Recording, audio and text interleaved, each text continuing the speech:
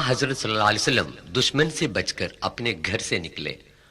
अपने जिगरी दोस्त अबू बकर सिद्दीक रज़ियल्लाहु अन्हु के साथ गारे सौर की तरफ तशरीफ ले गए। जो अभी आप देख रहे हैं ये वो गारे सौर है जहां हुजूर अकरम सल्लल्लाहु अलैहि वसल्लम और अबू बकर सिद्दीक रज़ियल्लाहु अन्हु दुश्मनों से बचकर 3 दिन तक पनाह गुज़ीन रहे। दुश्मन रसूल सल्लल्लाहु अलैहि वसल्लम की तलाश में गार के सामने पहुंच गए। खौफजदा अबू बकर रज़ियल्लाहु अन्हु से हजरत सल्लल्लाहु अलैहि वसल्लम ने सरगोशी में फरमाया, गम न कर, खुदा हमारे साथ है। गारे सौर का अंदरूनी हिस्सा जिसने अशरफुल खल्क रसूल सल्लल्लाहु अलैहि वसल्लम को पनाह दिया था। सूरह 9 तौबा आयत 40 में इस वाक़ये का बयान किया है। दुश्मनों के चले जाने के बाद हजरत सल्लल्लाहु अलैहि वसल्लम और हजरत अबू बकर रज़ियल्लाहु अन्हु एक रहनुमा के साथ ऊंट पर सवार होकर मदीने की तरफ रवाना हो गए। जबल सौर से जबल हिरा का मंजर। जब हजरत सल्लल्लाहु अलैहि वसल्लम मदीने से 3 किलोमीटर फासले पर कुबा पहुंचे तो हुजूर सल्लल्लाहु अलैहि वसल्लम का ऊंट घुटने के बल खड़े हो गया। खुदा के हुक्म के मुताबिक रसूल सल्लल्लाहु अलैहि वसल्लम की निगरानी में 4 दिन में मस्जिद कुबा बनाई गई। बाद में सऊदी हुकूमत ने उसे नए सिरे से तामीर की।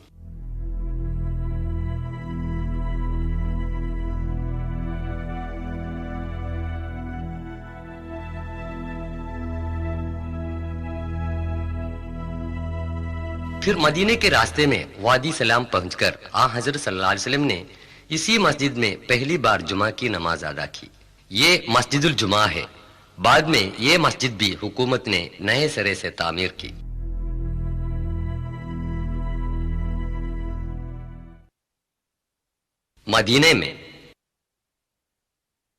मदीने पहुंचकर सरकारे दो आलम सल्लल्लाहु अलैहि वसल्लम और हजरत अबू बकर रज़ियल्लाहु अन्हु ने जो काम सबसे पहले किया था वो एक मस्जिद की तामीर था। फिर ये छोटी मस्जिद आलीशान बना दी गई। ये मस्जिदुन नबवी आज इतनी वसी और कुशादा है कि लाखों आदमी एक साथ नमाज पढ़ सकते हैं। मस्जिद मुसलमानों का सकाफती मरकज है।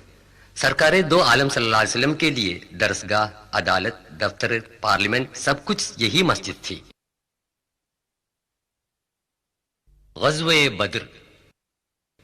मक्का में मुशरिकों के एज़ा रसाई से तंग आकर हुजूर सल्लल्लाहु अलैहि वसल्लम और साथी मदीना तशरीफ लाए थे, लेकिन वहां भी वो चैन व करार की जिंदगी से महरूम किए गए।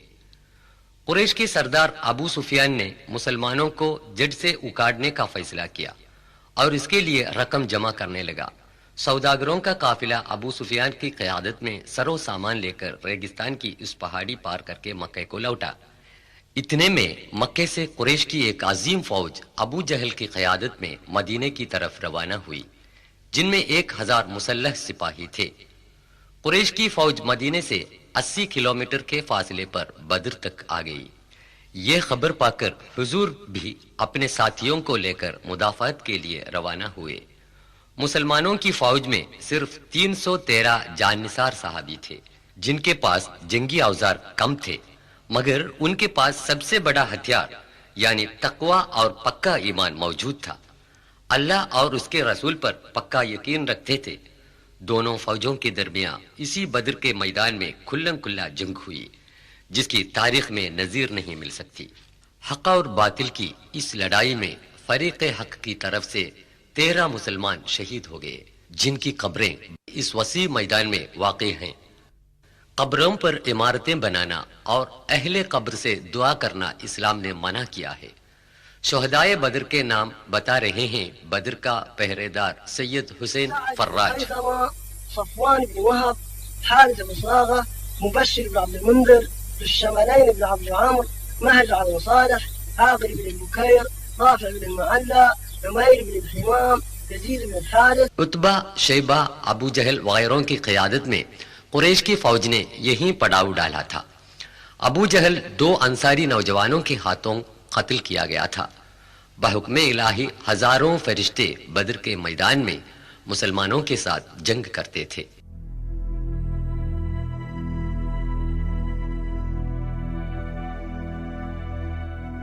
حضور اکرم صلی اللہ علیہ وسلم کی سرداری میں مسلمانوں کی فوج نے یہیں خیمہ ڈالا تھا۔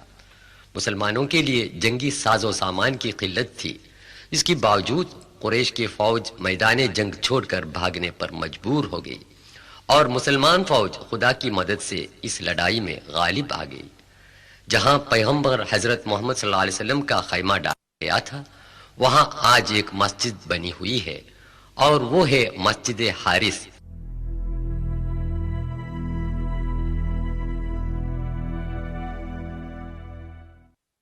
غزوہ احد۔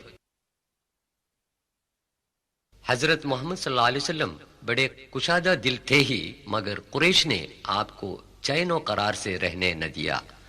بدر کے دوسرے ہی سال میں قریش کے 3000 مسلح سپاہیوں کی فوج مدینہ کی طرف آئی اور مدینہ کے قریب احد کی وادی میں پڑاؤ ڈالا۔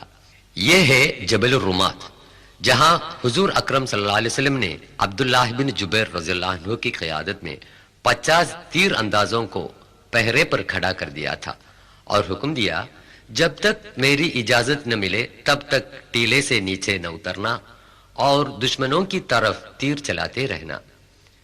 شہر مدینہ کے قریب جبل الرمات کی اسی وادی میں 700 مسلمان اور 3000 کفار کے درمیان گھماسان جنگ ہوئی تھی۔ خدا پرست اور جان نثار مسلمانوں کے سامنے کفار کے پاؤں اکھڑ گئے۔ قریش کی فوج کے علمبردار اور سرداروں کے مارے جانے پر وہ پیچھے ہٹنے لگے۔ مسلمان سپاہی مال غنیمت جمع کرنے میں مصروف ہوئے۔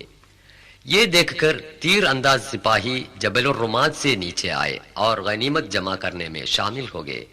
اب پہاڑی پر صرف 10 آدمی باقی رہ گئے تھے۔ خالد بن ولید جو قریش کے گھڑ سواروں کا سردار تھا، موقع پا کر اپنے ساتھیوں کے ساتھ پہاڑ پر چڑھ گیا اور رہے سہے مسلمانوں پر وار کرنے لگے۔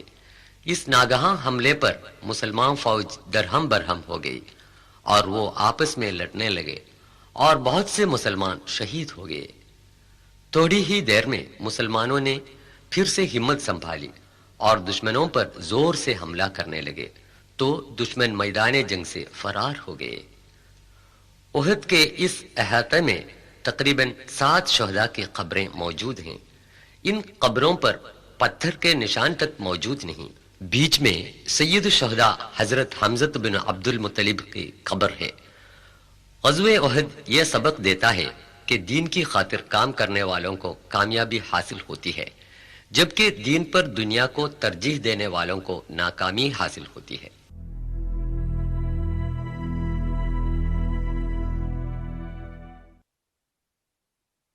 خندق۔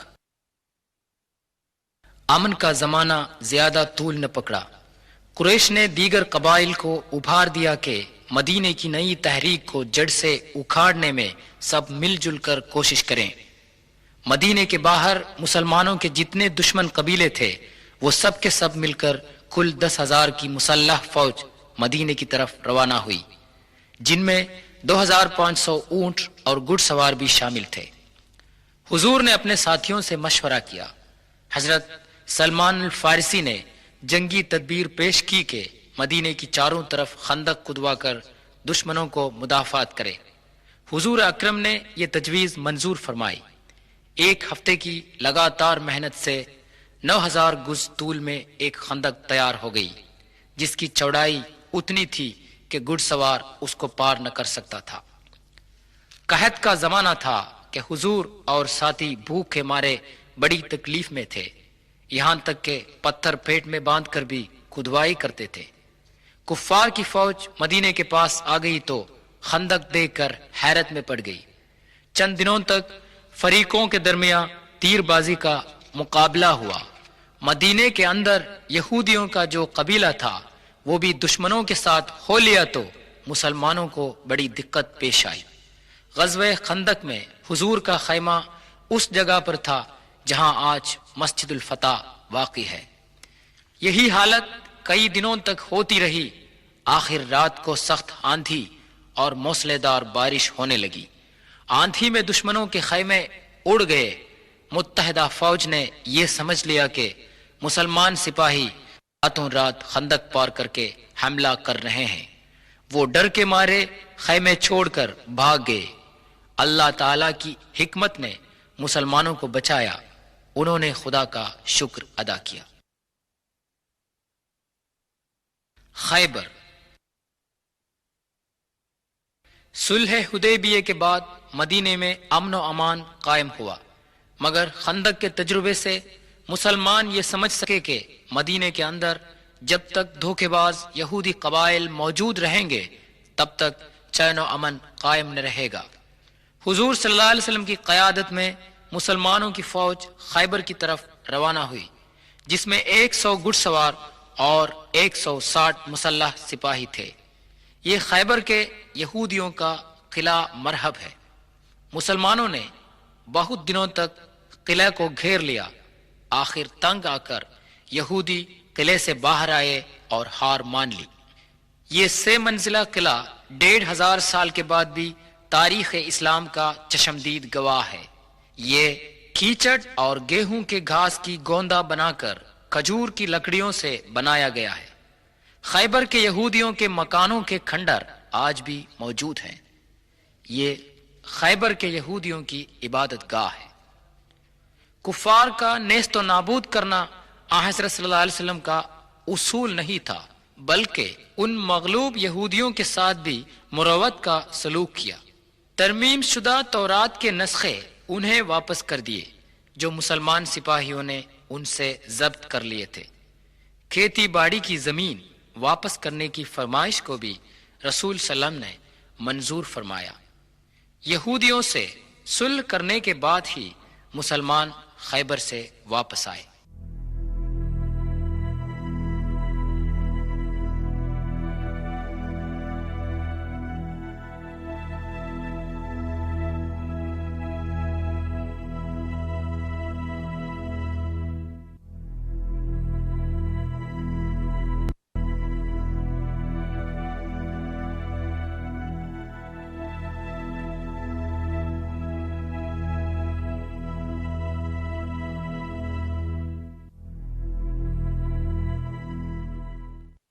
حضرت صلی اللہ علیہ وسلم کے خطوط۔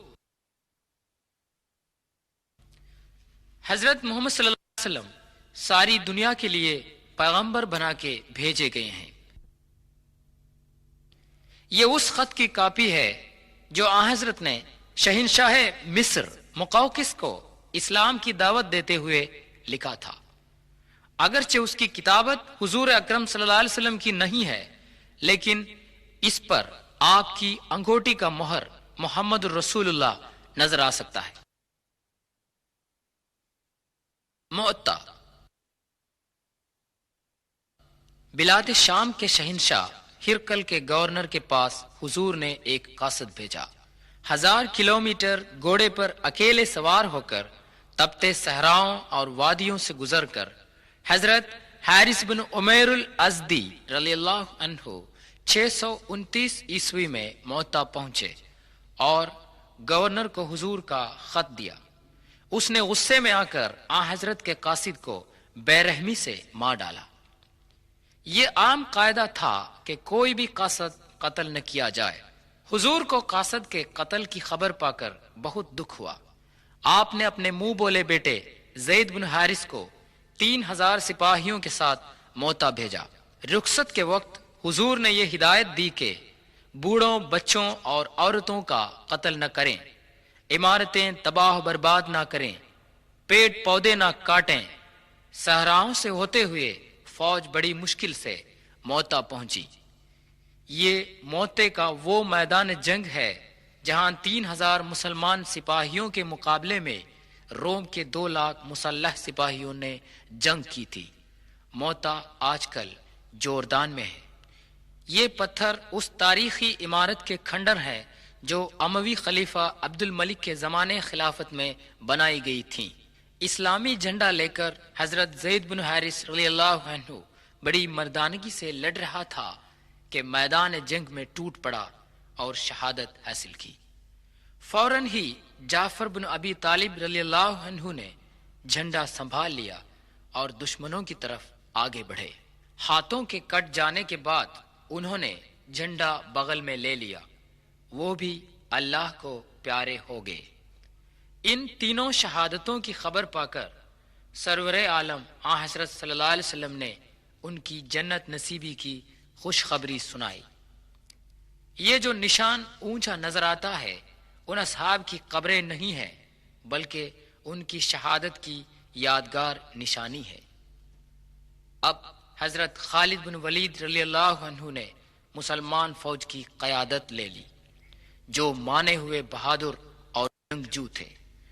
انہوں نے سپاہیوں کے دستوں کو نئے سر سے ترتیب دی۔ روم کی فوج نے سمجھا کہ مدینے سے نئی فوج مسلمانوں کی مدد کے لیے آ پہنچی ہے، اور وہ ڈر کے مارے فرار ہو گئے۔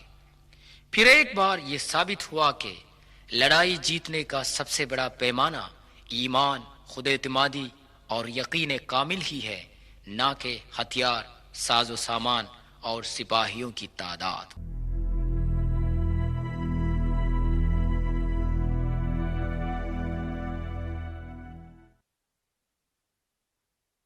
فتح مکہ۔ آن حضرت صلی اللہ علیہ وسلم ہزاروں مسلمانوں کو ساتھ لے کر کسی کو خبر دینے کے بنا ریگستان سے مدینے کی طرف روانہ ہو گئے۔ مکہ کے قریش اور ان کے روسا، جنہوں نے آن حضرت اور ساتھیوں کو اپنے وطن اور گھر سے باہر نکال دیا، ان پر بے دردانہ ظلم کیا تھا، جب مجبوری کی حالت میں آن حضرت سے مغلوب ہو گئے تو آپ نے ان کو معافی دی۔ اپنے مذہب اور عقیدے کے مطابق جینے کی انہیں آزادی دی۔ یہ ان واقعات میں سے ایک ہے جن سے یہ غلط ثابت ہوا کہ اسلام کی تبلیغ و اشاعت تلوار کے زور سے ہوئی۔ سورہ 6 ممتحنہ آیت 8 میں خدا تعالی مسلمانوں کو حکم دیتا ہے، ان تمام غیر مسلمانوں سے بھلائی کر اور انصاف کر جنہوں نے تم سے مذہب کے نام پر جنگ کا اعلان نہیں کیا ہے۔ اللہ کے سوا کسی اور کو پکار کے دعا مانگنے والوں کو آپ نہ ڈانٹے۔ عثمان رضی اللہ عنہ کا کنواں۔ مدینے میں پانی کا سخت قحط پڑ گیا۔ روما جو ایک یہودی تھا، محض اسی کے کنویں میں پانی تھا۔ پیغمبر حضرت محمد صلی اللہ علیہ وسلم نے فرمایا، جو کوئی روما کا کنواں خرید کر مسلمانوں کے لیے وقف کر دے گا اس کو جنت نصیب ہوگی۔ یہ سن کر عثمان رضی اللہ عنہ نے 20,000 دینار دے کر کنواں خریدا اور مسلمانوں کے لیے وقف کر دیا۔ یہ مدینے سے 5 کلومیٹر کی دوری پر ہے، جس میں آج بھی کثرت سے پانی ہے۔ حجۃ الوداع۔ پیغمبر حضرت محمد صلی اللہ علیہ وسلم نے تا حیات ایک ہی حج کیا ہے۔ حضور صلی اللہ علیہ وسلم نے حج پر جانے کا اعلان کیا۔ ملک عرب کے کونے کونے میں یہ اعلان گونج اٹھا۔ دیہات، شہر، وادیاں اور ریگستان کے لوگوں نے اس کا خیر مقدم کیا۔ لوگ مدینے کی طرف بہنے لگے۔ اپنی موت سے تقریباً 3 مہینے پہلے 633 عیسوی میں 1 لاکھ صحابے کے ساتھ مکے کی طرف روانہ ہو گئے۔ مینا میں آن حضرت صلی اللہ علیہ وسلم نے اس جگہ پر خیمہ ڈالا تھا جہاں آج مسجد الخیف واقع ہے۔ یہ عرفے کی وہ مسجد ہے جس کو مسجد النمرہ کہتے ہیں۔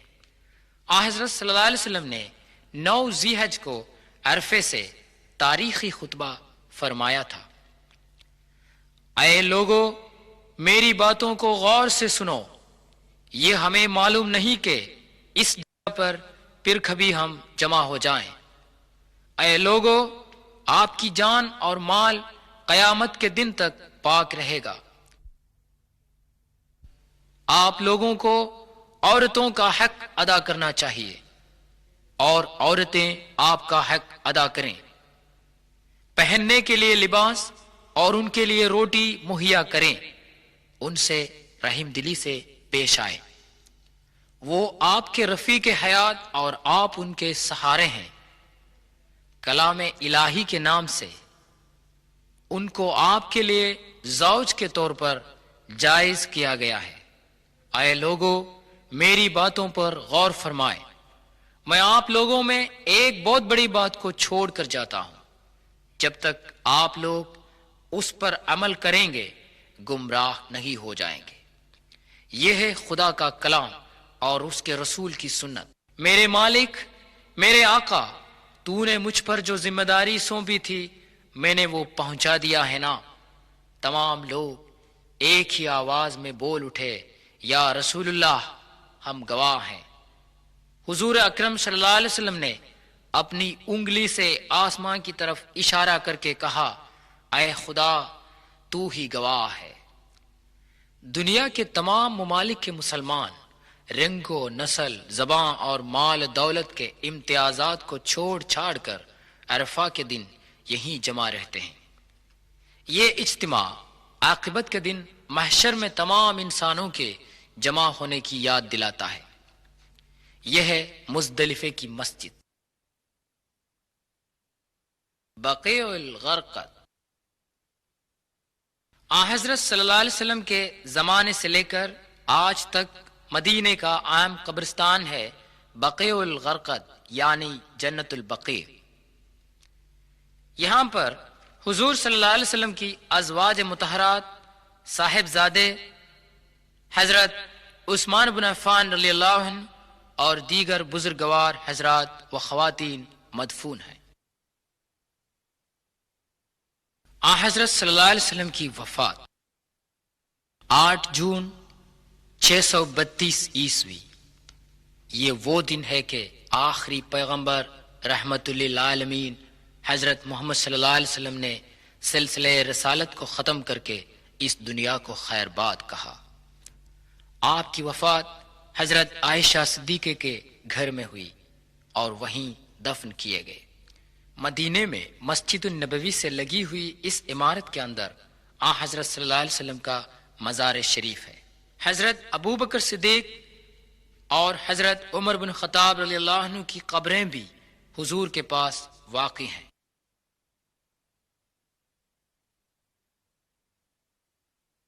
قدیم عرب میں جہاں تہذیب و تمدن کی روشنی کی کرن تک نہیں پہنچی تھی، 570 عیسوی کے 1 اپریل میں عبداللہ اور آمینہ کا صاحبزادہ ہو کر شہر مکے میں محمد کی پیدائش ہوئی۔ بچپن ہی میں یتیمی کی محرومی کا احساس ہوا۔ مکتبوں، کالجوں اور یونیورسٹیوں میں تعلیم حاصل کرنے کا موقع میسر نہ ہوا، یہاں تک کہ پڑھنا لکھنا سیکھنے کا موقع بھی نہ ملا تھا۔ ایسے ماحول میں پلے بڑھے محمد کو دشمن بھی الامین مانتے تھے۔ انہوں نے اپنی 40 برس کی عمر تک لوگوں کو کوئی عجیب بات نہ سنائی۔ 40 سال کے بعد انہوں نے جو باتیں سنائیں وہ خدا کی بتائی ہوئی تھی۔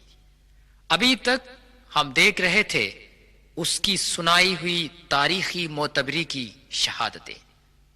قرآن مجید وہ کلام ہے جو گھر کی رسوئی سے لے کر بین الاقوامی سطح تک انسانی زندگی کی تمام سطحوں کی رہنمائی کرتا ہے۔ توجہ فرمائے، خدا جل جلالہ واحد اور تمام دنیا کا رکھوالا ہے۔ یہوہ، اللہ، پرمیشور، مختلف ناموں میں مشہور یہ وہی خدا ہے۔ اسی خدا کی عبادت کر، بغیر کسی وسیلے کے خدا سے دعا کر۔ وہ مخلوق نہیں ہے، تمام مخلوقات کا خالق ہے۔ اسی حقیقت کو ہزاروں سالوں سے آدم سے لے کر یشوع، موسیٰ اور محمد تک سارے پیغمبران اعلان کرتے آئے ہیں۔ عارضی لذت کے شیدائی انسانوں کے لیے خدا کے پیغمبر تاکید دیتے ہیں، احتیاط رکھ کہ موت کے بعد ایک زندگی ہے، قیامت کے بعد تو پھر سے زندہ کیا جائے گا اور تیرے اعمال کا حساب لیا جائے گا۔